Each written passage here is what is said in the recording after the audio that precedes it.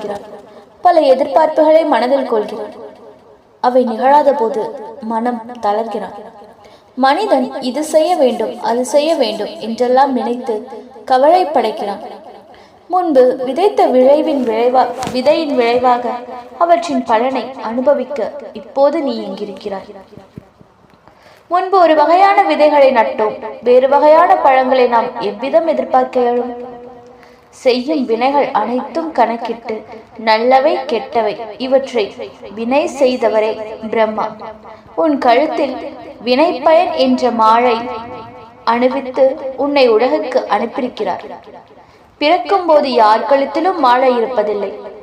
முத்து மாலை அணிந்து பிறப்பதில்லை, தங்கச்சங்கிலி போட்டு பிறப்பதில்லை, வைரமாழையும் அலங்கரிப்பதில்லை, இரத்தத்தினாலும் பதிக்கப்படுவதில்லை. ஆனால் வினைப்பயன் என்ற மாலை ஒவ்வொருவர் கழுத்திலும் உண்டு. ஆனால் இது பற்றி அவன் அறிந்து கொள்வதில்லை. ஆகவே ஒவ்வொரு மனிதனும் புனிதமான செயல்களையே புரிதல் வேண்டும். அப்போது அவனுக்கு புனிதமான பலன்கள் கிடைக்கும்.